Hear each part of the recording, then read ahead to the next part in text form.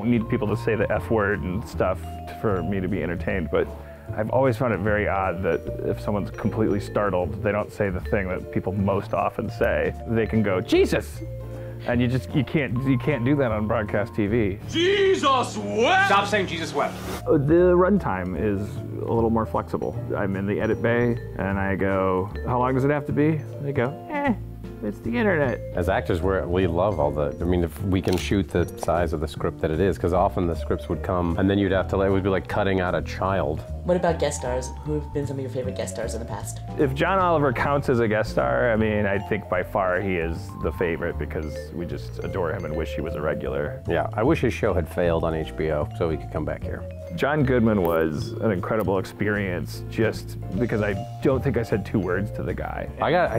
Sitting next to him in the makeup chair, I'm sitting next to John Goodman. I felt such a profound combination of shame and pride because my words are like worse than the Flintstones sequel. Yeah. I love that. I told you I'm not a petty person. So you have some fantastic new cast members. Tell me about Padgett and Keith. Keith David is another like John Goodman. You just don't really feel incentivized to give him notes. He has the voice of if Darth Vader ate the sun. His voice is like that guy in the X-Men when he takes his visors off and his eyes just start shooting lasers out and he can't control it. Yes, they are! Leave him alone! And he's very stoic, and so you never know if he understands any of the dialogue he's doing or if he totally gets it or if he hates it. And then he came up to me at one point and said, why is Britta doing this? And to explain the situation, I said, oh, well, she thinks that you did this, and then that's the situation. So when you say pass the potatoes, you mean because you don't want her to poop her pants again. Anyway. and I offered to pay him $1 billion to follow me for the rest of my life and laugh at everything I say like that. The cast has been joking that they're all competing to be new Troy.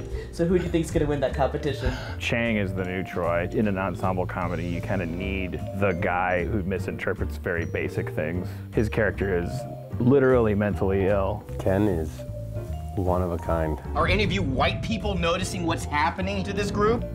Imbalanced. Like, salts are missing. Salts? Yeah, past the vital salts.